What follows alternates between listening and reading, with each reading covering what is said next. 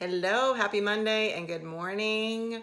So this week we're going to continue our conversation about the connection between gut health and hormonal health, because I promised you that I was going to go slow to go faster, and that I was going to actually share, now what do we do about these digestive issues?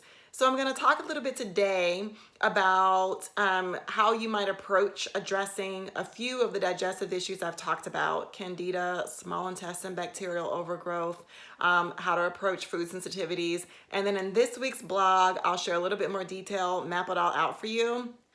And if you need help getting started, let me know. One plug, you're going to see also today, I am officially kicking off my new 90-day hormone transformation program. Everything that I've shared with you so far are principles that I use to design that program. They're things that we talk about and skills around which I support you with building to transform and reset your hormones in 90 days. Schedule a free one-on-one call with me to learn more about the hormone transformation program, learn more about what your priority needs might be health-wise, to see if we are a good fit. All right, so what do I do about my gut issues as a first step to balancing my hormones? So I'm going to talk about just a few things today. One, Candida. Candida is a stubborn little bugger. It's an opportunistic yeast. So you have the slightest stress for a long time, if you have leaky gut, if you have other infections, other inflammation in the body, it knows how to use that as a little opening to proliferate and just not make you feel great. One of the things to consider is a key strategy for Candida is to starve it by eliminating the foods that it feeds on. So any form of sugar, processed grains, fruit, root vegetables, fermented foods, mushrooms, alcohol. Those are all things that are sugar, or they turn to sugar when you ingest them, that you have to stay away from first and foremost if you want to peel back the layers on Candida. The secondary strategy is to then support your gut, your immune system, and your liver in clearing out that Candida. And so starting with an elimination diet and then adding some anti-Candida elements to that can be really, really effective. But you have to do both and take a multi-pronged approach. And then the third step is to crowd out the bad bugs or the Candida with good bugs or probiotics. So you want to take a really high quality, ideally spore-based probiotic while you're also on this journey. So those are my three pillars of Candida health and management.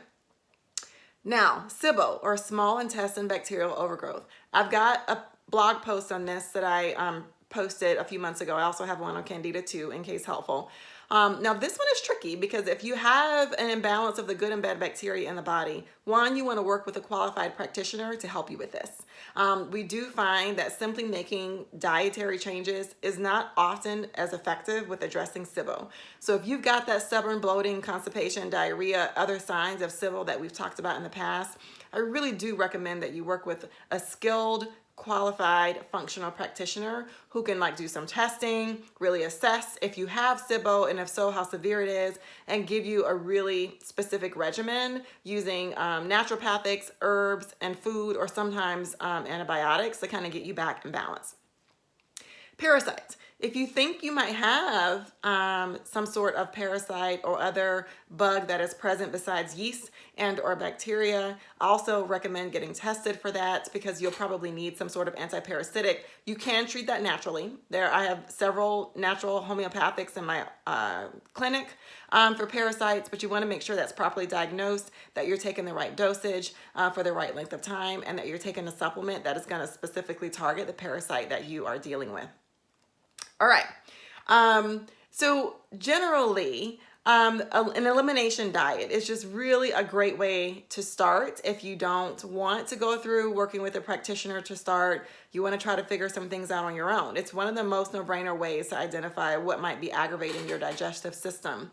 And so, as I shared a couple of weeks ago, there are two ways to do an elimination diet. You can do the basic one where you eliminate the top 7 most sensitive foods, or you can do the more comprehensive one where you're doing the top 7 as well as a few additional foods as well.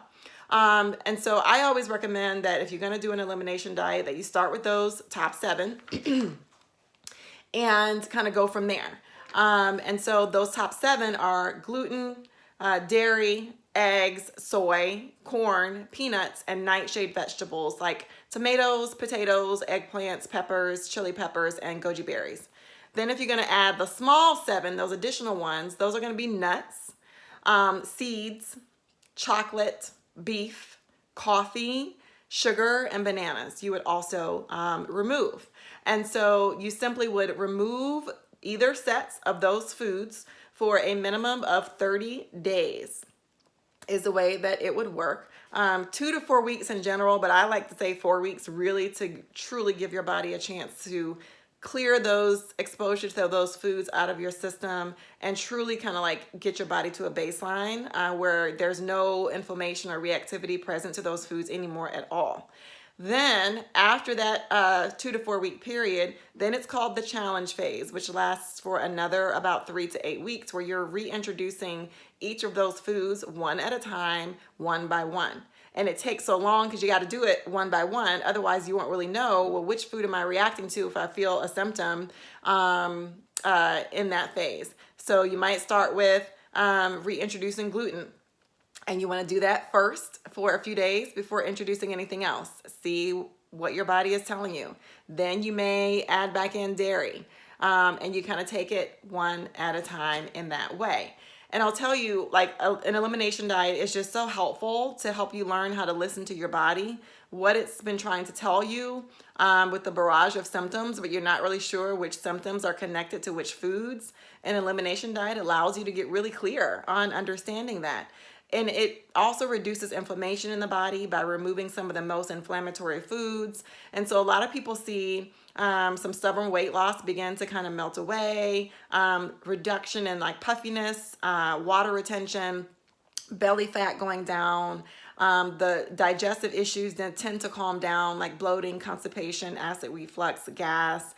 IBS tends to improve. Autoimmune conditions tend to improve. Arthritic pain improves, and just a variety of symptoms, because our food usually is a big culprit behind a lot of those things. So highly recommend trying it. If you're not sure how to get started, ping me, let me know. I'm happy to help you out. And let me know how it goes for you. Happy Monday, everybody.